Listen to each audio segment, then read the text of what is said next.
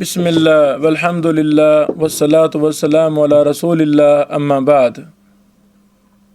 ہم صحابہ میں سے سب سے افضل ترین شخصیت یارانگار رسول اللہ صلی اللہ علیہ وسلم کے ہم اور غم کے ساتھی، آپ کی زندگی کے سب سے زیادہ ساتھ رہنے والے اور آپ کے سب سے بڑے محسن سیدنا ابوبکر صدیق رضی اللہ تعالیٰ عنہ کا تذکرہ قرآن و سنت کی روشنی میں کر رہے ہیں۔ یہ لمبی حدیث جس میں ثقیفہ بنی ساعدہ کا مفصل واقعہ موجود ہے، یہ صحیح بخاری حدیث نمبر 3667 اور 3668 میں یہ حدیث موجود ہے۔ ام المومنین امی جان امی عائشہ صدیقہ رضی اللہ تعالی عنہ بیان کرتی ہیں کہ رسول اللہ صلی اللہ علیہ وسلم کی جب وفات ہوئی تو ابوبکر صدیق رضی اللہ تعالیٰ عنہ اس وقت مقام سنح پر تھے، ایک جگہ کا نام ہے، آپ وہاں تھے۔ اللہ اکبر۔ ابوبکر صدیق مقام سنح، سین پر پیش پڑنی ہے، سنح پر تھے، یعنی اللہ اکبر۔ راوی اسماعیل نے کہا یعنی عالیہ میں تھے۔ چنانچہ عمر رضی اللہ تعالیٰ عنہ کھڑے ہوئے اور کہا کہ اللہ کی قسم رسول اللہ صلی اللہ علیہ وسلم فوت نہیں ہوئے۔ امی عائشہ فرماتی ہیں پھر عمر نے فرمایا اللہ کی قسم میرے دل میں یہی بات تھی کہ اللہ آپ صلی اللہ علیہ وسلم کو ابھی اٹھائیں گے اور آپ ان لوگوں کے ہاتھ اور پاؤں کاٹ دیں گے۔ اسی اثناء میں ابوبکر صدیق رضی اللہ تعالیٰ عنہ تشریف لائے اور انہوں نے رسول اللہ صلی اللہ علیہ وسلم کے چہرہ مبارک سے کپڑا ہٹایا اور آپ کو بوسہ دیا اور کہا کہ میرے ماں باپ آپ پر قربان، آپ زندگی میں بھی پاکیزہ تھے اور وفات کے بعد بھی پاکیزہ، اور اس ذات کی قسم جس کے ہاتھ میں میری جان ہے، اللہ تعالیٰ آپ پر ہرگز 2 مرتبہ موت طاری نہیں کرے گا۔ اس کے بعد آپ حجرہ سے باہر تشریف لائے اور عمر رضی اللہ تعالیٰ عنہ سے کہنے لگے اے قسم کھانے والے ذرا غور تو کر۔ پھر جب ابوبکر رضی اللہ تعالیٰ عنہ نے گفتگو شروع کی تو عمر رضی اللہ تعالیٰ عنہ خاموش بیٹھ گئے۔ سیدنا ابوبکر نے پہلے اللہ کی حمد و ثنا بیان کی، پھر فرمایا لوگو دیکھو اگر کوئی محمد صلی اللہ علیہ وسلم کی عبادت کرتا تھا تو اسے معلوم ہونا چاہیے کہ محمد صلی اللہ علیہ وسلم کی وفات ہو چکی ہے، اور جو شخص اللہ کی عبادت کرتا تھا تو اللہ ہمیشہ سے زندہ ہے، اسے کبھی موت نہیں آئے گی۔ اور یہ آیت تلاوت کی، اے پیغمبر تو بھی فوت ہونے والا ہے اور وہ بھی مریں گے، فوت ہوں گے۔ اور اللہ تعالیٰ نے فرمایا محمد صلی اللہ علیہ وسلم صرف ایک رسول ہیں، اس سے پہلے بھی بہت سے رسول گزر چکے ہیں، پس کیا اگر وہ وفات پا جائیں یا انہیں شہید کر دیا جائے تو تم اسلام سے پھر جاؤ گے؟ اور جو شخص اپنی ایڑیوں کے بل پھر جائے تو وہ اللہ کو کوئی نقصان نہیں پہنچا سکتا، اور اللہ ان قریب شکر گزار بندوں کو بدلہ دینے والا ہے۔ راوی نے بیان کیا کہ یہ سن کر لوگ بے تحاشا رونے لگے۔ راوی نے بیان کیا کہ انصار ثقیفہ بنی ساعدہ میں سعد بن عبادہ رضی اللہ عنہ کے پاس جمع ہوئے اور کہنے لگے کہ ایک امیر ہم میں سے ہوگا اور ایک امیر تم میں سے ہوگا۔ پھر ابوبکر، عمر بن خطاب اور ابو عبیدہ بن جراح رضی اللہ عنہ مجمعین ان کے پاس گئے عمر نے گفتگو کرنی چاہی، لیکن ابو بکر نے ان سے خاموش رہنے کے لیے کہا۔ عمر کہا کرتے تھے کہ اللہ کی قسم میں نے ایسا صرف اس وجہ سے کیا تھا کہ میں نے پہلے ہی سے ایک تقریر تیار کر لی تھی جو مجھے بہت پسند آئی تھی، پھر بھی مجھے ڈر تھا کہ ابو بکر رضی اللہ تعالیٰ عنہ کی برابری اس سے بھی نہیں ہو سکے گی۔ اللہ اکبر۔ پھر ابو بکر صدیق رضی اللہ تعالیٰ عنہ نے انتہائی بلاغت کے ساتھ بات شروع کی۔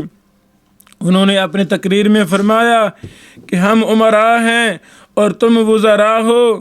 اس پر حباب بن منذر رضی اللہ عنہ بولے کہ نہیں، اللہ کی قسم ہم ایسا نہیں ہونے دیں گے، ایک امیر ہم میں سے ہوگا اور ایک امیر تم میں سے ہوگا۔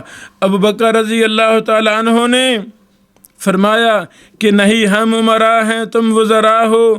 قریش کے لوگ سارے عرب میں شریف خاندان شمار کیے جاتے ہیں اور ان کا شمار عرب کے بیچ میں ہے، تو اب تم کو اختیار ہے، یا تو عمر کی بیعت کر لو یا ابو عبیدہ بن جراح کی۔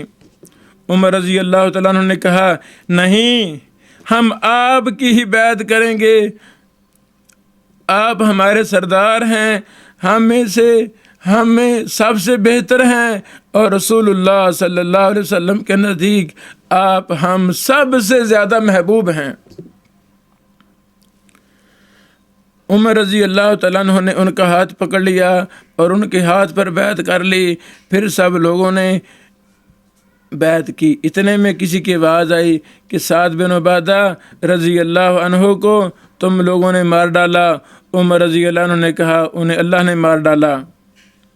اللہ اکبر، اللہ اکبر۔ یہ حدیث بہت بڑی فضیلت و منقبت پر مشتمل ہے۔ سیدنا ابو بکر صدیق کی اور صحابہ کے دلوں میں ابو بکر صدیق کا کس قدر احترام تھا، سیدنا عمر فاروق رضی اللہ تعالیٰ عنہ کا کس قدر احترام تھا۔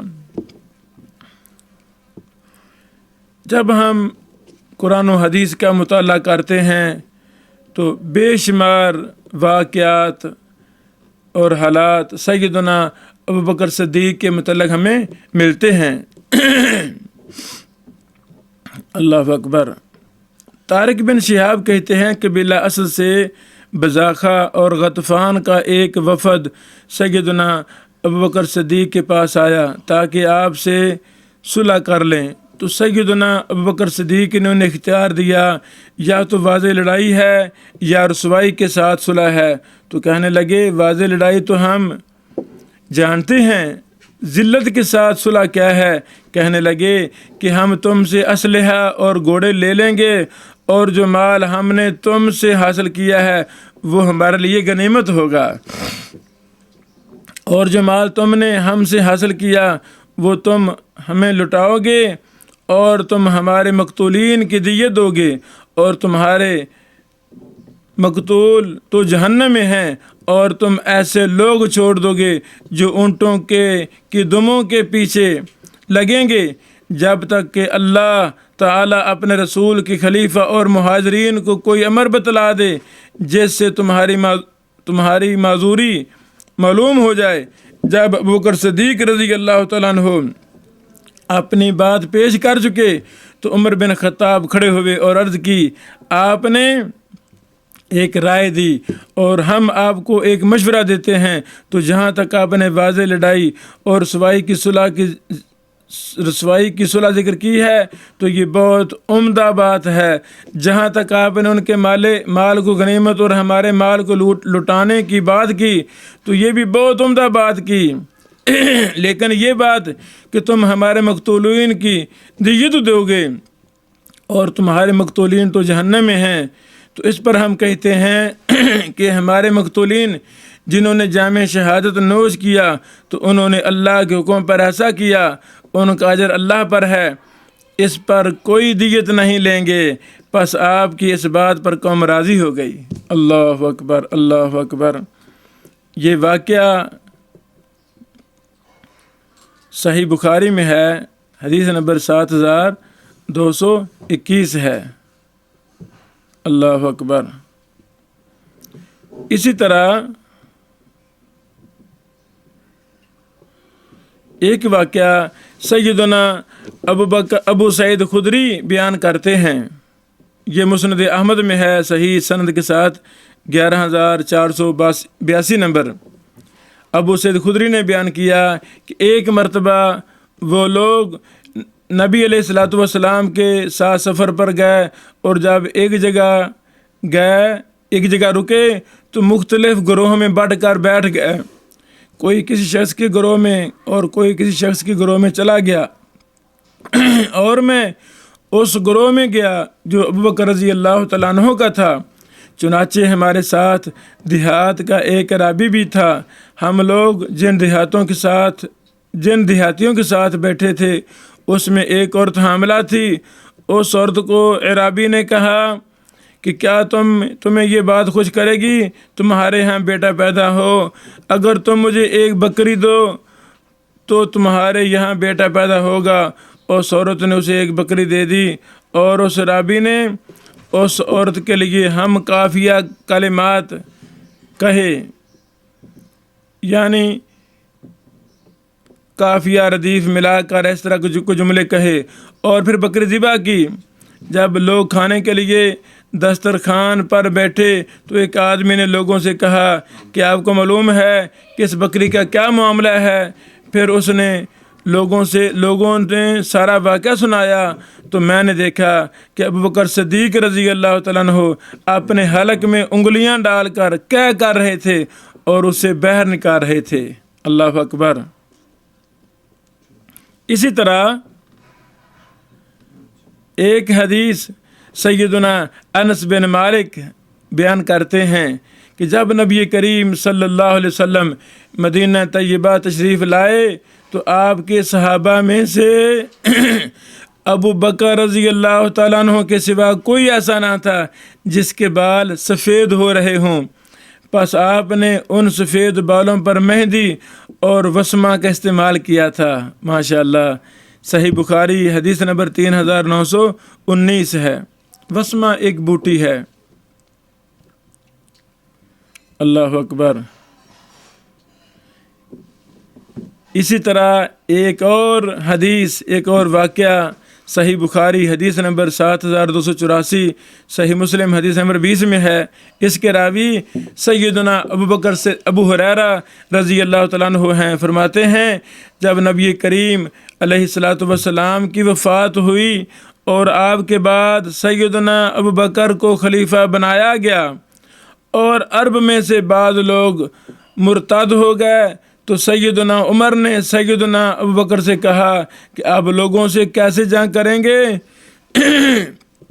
جب کہ نبی کریم نے یہ فرمایا تھا مجھے حکم دیا گیا ہے کہ لوگوں سے اس وقت تک جنگ کروں جب تک وہ کلمہ لا الہ الا اللہ کا اقرار نہ کر لیں۔ پس جو شخص اقرار کر لے کہ لا الہ الا اللہ تو میری طرف سے اس کا مال اور اس کی جان محفوظ ہے سوائے حق کے، اور اس کا حساب اللہ پر ہے۔ تو اس موقع پر ابوبکر صدیق رضی اللہ تعالیٰ عنہ نے فرمایا کہ اللہ کی قسم میں تو اس سے ضرور جنگ کروں گا جس نے نماز اور زکوٰۃ میں فرق کیا، کیونکہ زکوٰۃ مال کا حق ہے۔ اللہ کی قسم اگر انہوں نے مجھے ایک رسی دینے سے بھی انکار کر دیا جو وہ رسول اللہ صلی اللہ علیہ وسلم کو دیتے تھے تو میں ان سے ان کے انکار پر بھی جنگ کروں گا۔ عمر رضی اللہ تعالیٰ عنہ نے کہا پھر جو میں نے غور کیا تو مجھے یقین ہو گیا کہ اللہ تعالیٰ نے ابوبکر صدیق کے دل میں لڑائی کی تجویز ڈالی ہے، تو میں نے جان لیا کہ وہ حق پر ہیں۔ اللہ اکبر، اللہ اکبر۔ یہ چند وہ فضائل و مناقب حالات و واقعات تھے جو صحیح احادیث سے ثابت تھے۔ ان کا ذکر ہمارے محبوب محدث مدینہ محمد عبداللہ الاعظمی رحمہ اللہ نے اپنی مبارک کتاب الجامع الکامل فی الحدیث صحیح شامل میں کیا، جو اس روئے زمین پر صحیح احادیث پر مشتمل وہ مبارک کتاب ہے جس میں تمام صحیح احادیث کا احاطہ کر دیا گیا ہے۔ الحمدللہ جس کو 19 جلدوں میں شیخ صاحب نے معتبر نسخہ 19 جلدوں میں تیار کیا، اور اس کو دار ابن بشیر نے یعنی ہم فقیروں نے، اللہ تعالیٰ نے ہمیں توفیق دی، شیخ صاحب کے اذن طبع کے ساتھ ہم نے 2019 میں اس مبارک کتاب کو 19 جلدوں میں شائع کیا، اور 2019 سے لے کر اب تک اور مسلسل انشاءاللہ ہمیشہ یہ مبارک کتاب شائع ہوتی رہے گی۔ عربی میں شائع کیا، پھر اس پر اور کام کرنے کی اللہ نے توفیق دی، اس کو ہم نے 7 جلدوں میں بھی 19 کو 7 میں بھی شائع کر دیا۔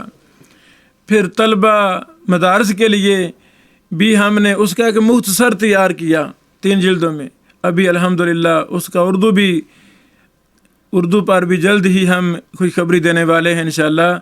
کئی کتابیں ہم نے اردو میں بھی شائع کر دیں، اب اور بڑے منصوبے جاری ہیں، اللہ تعالیٰ ثانی فرمائے، توفیق دے، اور یہ خدمت حدیث کا کام، خدمت قرآن و سنت کا کام ہم سے، ہماری نسلوں سے، ہمارے شاگردوں سے قیامت کی دیواروں تک اللہ تعالیٰ یہ لیتا رہے۔ تو یہ وہ فضائل و مناقب تھے جو شیخ رحمہ اللہ نے الجامع الکامل میں جمع کیے، پھر ان کو ایک مستقل کتاب صحیح فضائل صحابہ میں ان کو مرتب کیا، ادھر لائے، تو یہاں تک یہ بحث مکمل ہوئی۔ تو میری آپ بھائیوں سے گزارش ہے، ابو بکر صدیق رضی اللہ تعالیٰ عنہ پر یہ جو فضائل و مناقب ہیں یہ بار بار سنیں، یہ لکھیں، ان کو پڑھیں، پڑھائیں، ان کو عام کریں، بچے کی زبان پر یہ فضائل ہونے چاہیے، مقابلہ جات کرائیں، اللہ اکبر، لٹریچر کو تقسیم کریں، اور سیدنا ابو بکر صدیق رضی اللہ تعالیٰ عنہ کے حالات و واقعات پر ماشاء اللہ درجنوں کتب لکھی ہیں ائمہ محدثین نے، اردو میں، عربی میں، کئی زبانوں میں لکھی ہیں۔ تو جو بھی آپ کی زبان ہے وہ متعلقہ کتابوں کا مطالعہ کریں، اور بہت زیادہ مطالعہ کریں، تاکہ جلیل القدر صحابہ کرام کی حالات و واقعات، ان کی زندگی کا ایک ایک گوشہ، ایک ایک ان کی زندگی کی عادات، اطوار، رہن سہن کے طریقے، ان کی قرآن و سنت سے محبت، کس قدر مثالی محبت تھی ان کی، وہ ہم پڑھیں گے انشاءاللہ، وہ باتیں ہمارے دل و دماغ میں بیٹھیں گی، اثر کریں گی، اور ہمارا بھی جینا مرنا ان صحابہ کی طرح کا ہوگا۔ ہم کوشش کریں گے انشاءاللہ، اللہ تعالیٰ ہماری اصلاح فرمائے، ہمارے ایمان کی اصلاح فرمائے، ہمارے عقیدہ کی اصلاح فرمائے، ہمارے منہج کی اصلاح فرمائے، اور قرآن و سنت جو ہمارا ایمان ہے، جو ہمارا عقیدہ ہے، جو ہمارا منہج ہے، جس کے مطابق ہم نے عمل کرنے ہیں، قرآن و سنت کو لازم پکڑنے کی اللہ تعالیٰ ہمیں توفیق عطا فرمائے۔